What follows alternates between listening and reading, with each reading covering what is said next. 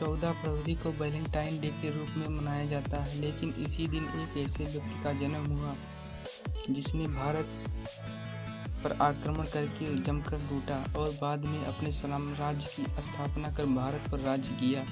जी हाँ, हम बात कर रहे हैं मुगल साम्राज्य की स्थापना करने वाले बाबर की। यह वही शासक था जिसे अयोध्या में बाबरी मस्जिद और राम जन्मभूमि विवाद के लिए भी जिम्मेदार माना जाता है। तो आइए जरा नज़दीक से जानने की कोशिश करते हैं इस क्रूर किरदार को। कौन था बाबर जिसने भारत को लूटा? मध्य एशिया के समरकंद राज्य की एक बहुत छोटी सी जागीर फरगना में 1483 ईस्वी को बाबर का जन्म हुआ। इसका ताल्लुक सीधे तौर पर तैमूर से था। बाबर का पिता उमर शेख मिर्जा तैमूर का वंशज था और उसकी माता मुगल जाति के विख्यात चंगेज खां के वंश में खान यूनुस की पुत्री थी। बाद में बाबर की नसों में तुर्कों के साथ मंगोलों का भी रक्त था। बाबर ने काबुल पर अधिकार कर स्वयं को मुगल प्रसिद्ध किया था। यही नाम बाद में भारत में प्रचलित हो गया। बाप से विरासत में मिली थी शराब की लत।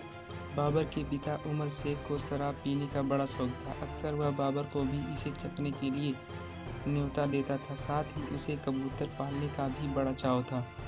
माना जाता है कि कबूतरों को दाना देते हुए एक हौज में गिर जाने से उसकी मृत्यु हो गई थी। पिता की मृत्यु के समय बाबर की आयु केवल 12 वर्ष की थी। विरासत में उसे पिता से शराब की लत तथा अपने को तैमूर वंश का कहलवाने का गौरव प्राप्त हुआ था। वह कभी भी अपने को मंगोल या मुगलों से नहीं जोड़ता था, बल्कि मुगल कहने से उसे चिढ़ होती थी। कम उम्र से ही अय्याशी का शौकीन था। बाबर ने अपनी आत्मकथा तुजु के बाबरी में लिखा कि उसका पहला शिक्षक शेख मजीद बेग एक बड़ा अय्याश था, इसलिए बहुत गुलाम रखता था। इसी कड़ी में उसने अपने दूसरे शिक्षक कुली बेग के बारे में लिखा कि वह ना नमाज पढ़ता था ना रोज़ा रखता था, वह बहुत कठोर भी था।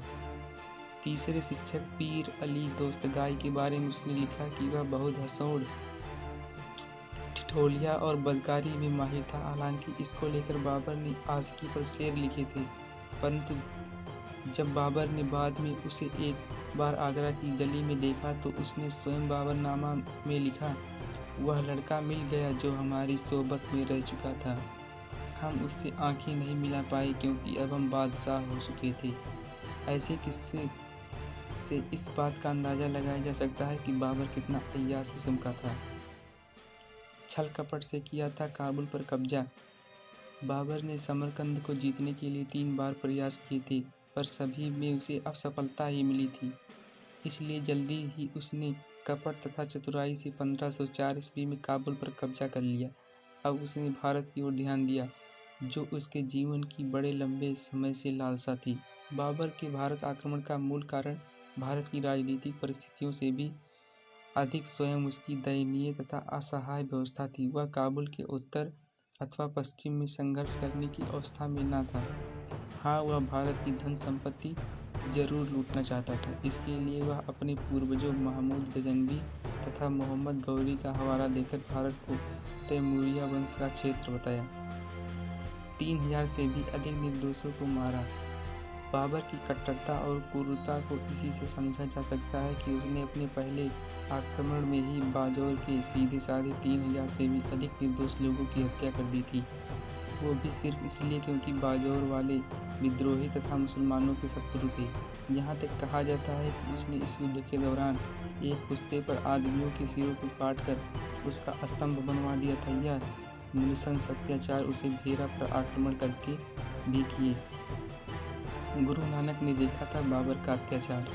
बाबर द्वारा किया गया तीसरा, चौथा व पांचवा आक्रमण जो सैयदपुर, लाहौर तथा पानीपत की घटनाओं से जुड़ा हुआ था। माना जाता है कि इस दौरान गुरु नानक जी ने बाबर के भीभत्स अत्याचारों को अपनी आंखों से देखा।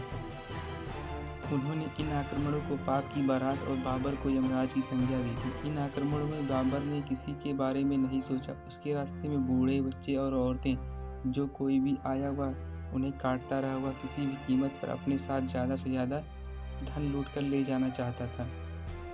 राणा सांगा ने याद दिला दिया था छठी का दूध। यूं तो बाबर का टकराव इब्राहिम लोदी जैसे कई शासकों से साथ हुआ, लेकिन किसी ने उसे ज़्यादा परेशान नहीं किया। कहा जाता है कि जब वह मेवाड़ की राणा सांगा के साथ दो दो हाथ करने पहुंचा तो उन्होंने उसको उसका छठी का दूध याद दिला दिया था।